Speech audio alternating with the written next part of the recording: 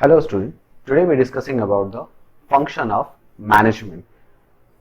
Okay, so let's start. What are the meaning of function of management and what are the functions are performed by the management? The first thing, the function of management is described as the process. So in the first lecture we discussed about this. The management is a process, okay, getting work done through others in effective and efficient manner. So that at that point we discussed that management is a process. What are the process they are, or what are the functions they are performing? They are performing the process of planning to controlling, planning, organizing, staffing, directing and controlling. So these are the functions are performed by the management to achieve a specific goal of the organization in effective and the efficient manner. So let's discuss each and every function of management in detail.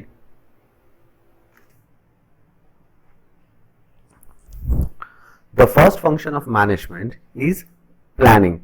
It is a basic function as well as it is a primary function of a management. Planning का मतलब क्या होता है? To deciding the goals or the setting the goals which the organization want to achieve in future. Primary planning is a function of determining in advance what is to be done and who is to do it. Okay, means here we are deciding what we have to done and उसको कौन complete करेगा. Okay, because अगर हमें यही नहीं पता होगा कि हमें करना क्या है और what the things we have to achieve, तो हम काम कैसे करेंगे? ठीक है, like for example if you planning to achieve or if you want to score अब marks in examination, for example 12th board है, मुझे 95% चाहिए ताकि मैं इस कॉलेज में एडमिशन ले लूँ. तो आपका गोल क्या है कि उस कॉलेज में एडमिशन लेना.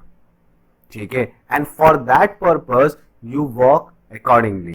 Same in the organisation, like for example कि लास्ट ईयर उन्होंने 10,000 यूनिट गुड्स सेल किया है. This year they want to increase 10%. ठीक है, सो हियर दे डिसाइड कि they want to increase their sales by 10%. So 11,000 is your sale करना है. So for that purpose they analyze all the aspects of this goals and how they are going to achieve this goal.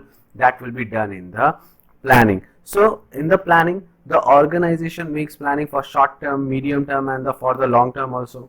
Okay, so that is the first function of the management, and it is very much important to do planning or they are not able to utilize the human resource as well as the non-human resources. Planning क्यों जरूरी है? ताकि वो अपने resources को optimum level पे utilise कर पाए, क्योंकि जब हम प्लानिंग करेंगे तो हम ये एनालाइज कर पाएंगे कि कितने रिसोर्सेस हमारे पास हैं और उनको कैसे यूटिलाइज करना है.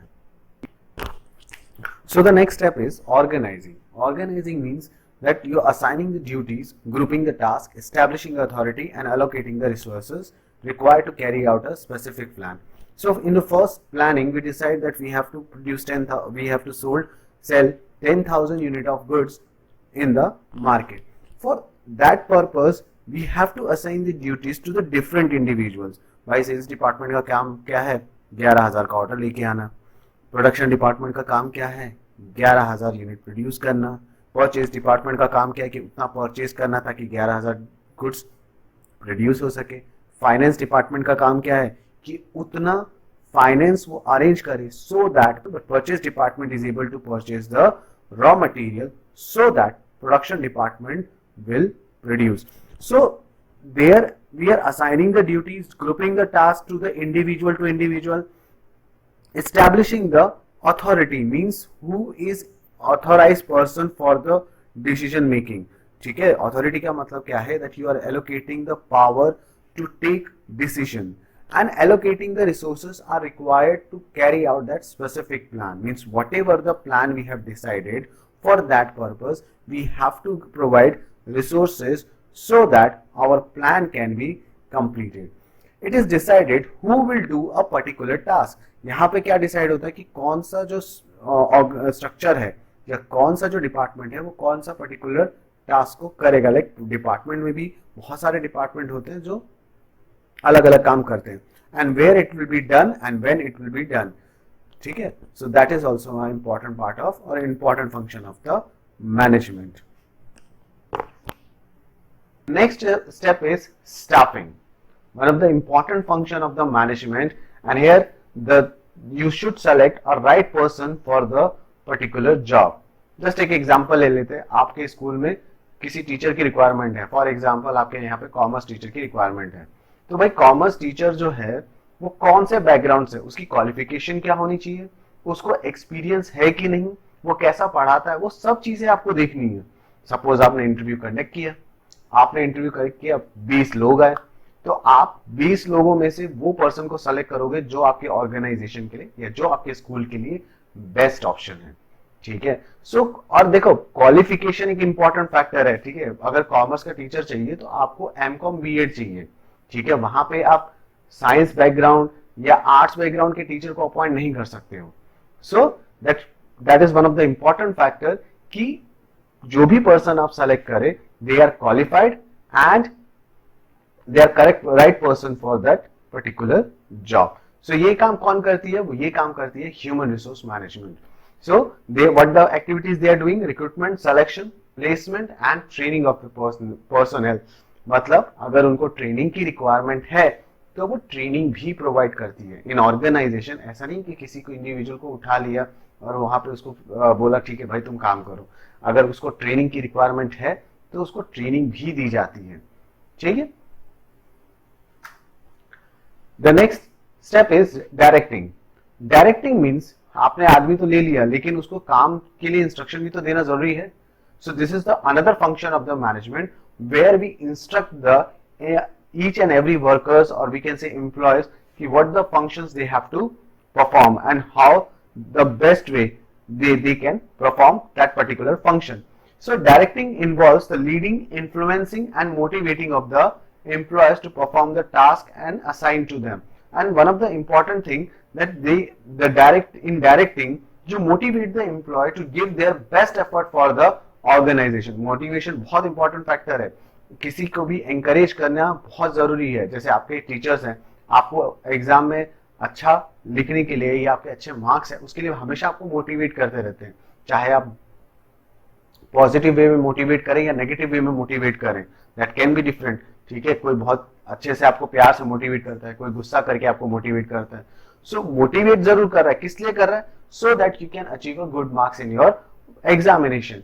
सो डायरेक्टिंग का भी काम यही है, एक आपको इंस्ट्रक्शन देना कि आपको कौन कौन से टास्क परफॉर्म करने हैं and plus they motivate you so that you achieve your target and goals। Or the last one, controlling, one of the important function of the management।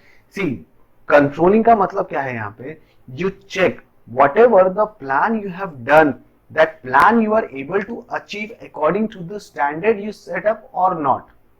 like for example अगर आपने 11,000 unit cell करने के लिए target रखा था, ठीक है, हमने 10% इंक्रीज करना था, तो हमने डिसाइड किया था कि भाई हम इस साल 11,000 करेंगे। सो अब आपने एक स्टैंडर्ड क्या रखा, 11,000 गुड्स सेल करने के लिए, लेकिन क्या हमने 11,000 गुड्स सेल किया है मार्केट के अंदर? सो हमारा स्टैंडर्ड क्या था, 11,000। Our actual performance is what, like for example हमने सपोज करो कि 11,200 की है, तो वी अचीव द टारगेट, ठीक है, वी अचीव द टारगेट।